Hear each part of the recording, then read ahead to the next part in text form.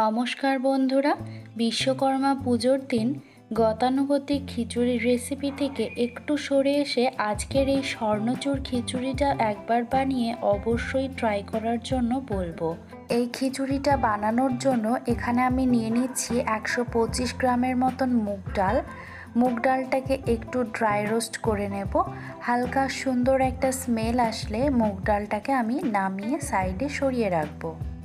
আনারসের চাটনির রেসিপিতে হেলদি জীবন থেকে দিদিভাই কমেন্ট করেছেন, আনকমন রেসিপি দেখে নিলাম, অসাধারণ লেগেছে। থ্যাংক ইউ সো মাচ দিদিভাই, এইভাবেই পাশে থাকবেন। এদিকে মুগ ডালটাকে নামিয়ে নিয়ে ওর মধ্যে পর্যাপ্ত পরিমাণে জল দিয়ে কিছুক্ষণ ভিজিয়ে রাখবো। তারপর ডালটাকে জল দিয়ে 2 থেকে 3 বারের জন্য ধুয়ে নেব।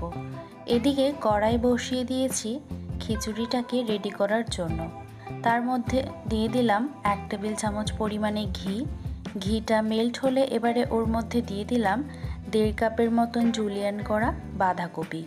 বাঁধাকপিটাকে খুব ভালো করে 2 মিনিটের জন্য সটে করে নেব।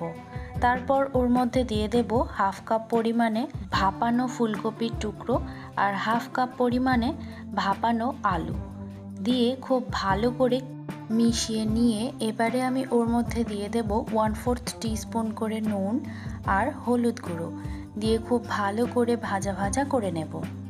সুভদ্রা রান্নাঘর থেকে দিদিভাই কমেন্ট করেছেন, আনারসের চাটনি খুব সুন্দর হয়েছে। লাইক দিয়ে পুরো ভিডিও দেখে নিলাম। অনেক ভালো থেকো বন্ধু, পাশে থেকো। অনেক দিন আগে থেকেই তোমাকে সাপোর্ট করেছিলাম। থ্যাংক ইউ সো মাচ দিদিভাই, অবশ্যই পাশে থাকবো আর আপনিও খুব ভালো থাকবেন। এদিকে সবজিগুলো ভাজা হয়ে গেছে। এর মধ্যে দিয়ে দিলাম আমি 50 গ্রাম পরিমাণে ছানাটা দিয়ে খুব ভালো করে মিশিয়ে নিয়ে সবজিটাকে নামিয়ে রাখলাম। তারপর কড়াইয়ের মধ্যে দিয়ে দিলাম 2 টেবিল চামচ পরিমাণে ঘি। ঘিটা গলে গেলে এখন ফোড়নের জন্য দিয়ে দেব 2টো শুকনো লঙ্কা, 1/4 টিস্পুনের মতন গোটা জিরে, দিয়ে দেবো একটা তেজপাতা। ড্রাই কালার বরফি রেসিপিতে আমার ছোট নীর থেকে দিদিভাই কমেন্ট করেছেন, আপনার রান্নাগুলো অনেক সুন্দর আপু। থ্যাংক ইউ সো মাচ দিদিভাই, এইভাবেই পাশে থাকবেন। তারপর ফোড়নটা হয়ে গেলে এর মধ্যে দিয়ে দিলাম আমি 1 টিস্পুনের মতন গ্রেট করে নেওয়া আদা। এখানে আপনারা আদাটা বেটেও ব্যবহার করতে পারেন। দিয়ে দিলাম কয়েকটা চেরা কাঁচা লঙ্কা ঝালের জন্য আর একটা গোটা টমেটোকে স্লাইস করে কেটে নিয়ে দিয়ে দিচ্ছি। সব কিছুকে একটু ভেজে নিয়ে এবারে আমি এর মধ্যে দিয়ে দেব গোবিন্দভোগ চাল ধুয়ে রাখা 250 গ্রামের মতন। তারপর ওর মধ্যে দিয়ে দেব ভিজিয়ে যে ডালটাকে রেখেছিলাম, সেই ডালটাকে 2 থেকে 3 বার জল পাল্টিয়ে নিয়ে সেই ডালটাকেও দিয়ে দিলাম। এখন সব কিছুকে খুব ভালো করে ভেজে নেব 3 থেকে 4 মিনিটের জন্য মিডিয়াম টু হাই ফ্লেমে। আনারসের চাটনির রেসিপিতে ইজি কুকিং থেকে বোন কমেন্ট করেছে, দিদিভাই আনারসের রেসিপিটা অসাধারণ হয়েছে। এই চাটনি না আমি তোমার কাছে নতুন শিখলাম। ভিডিওটা সম্পূর্ণ দেখে লাইক কমেন্ট করে দিয়েছি। থ্যাংক ইউ সো মাচ বোন, অনেক ধন্যবাদ। আর খুব ভালো লাগলো জেনে যে আমিও কিছু শেখাতে পারি। তো এর মধ্যে আমি দিয়ে দিলাম 1 লিটার পরিমাণে গরম জল।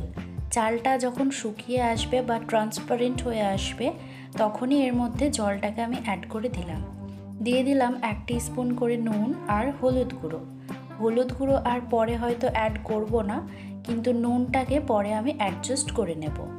সব কিছুকে খুব ভালো করে মিশিয়ে নিয়ে মিডিয়াম ফ্লেমে ঢাকনা চাপা দিয়ে 5 থেকে 7 মিনিটের জন্য রান্না করে নেব। 5 থেকে 7 মিনিট পর ঢাকনাটা তুলে নিয়েছি আর দেখতেই পাচ্ছেন জলটা কিন্তু পুরোপুরিভাবে টেনে নিয়েছে। এবারে আমি আরও কিছুটা জল অ্যাড করলাম, এই 500 ml এর মতন। এটাও কিন্তু গরম জল।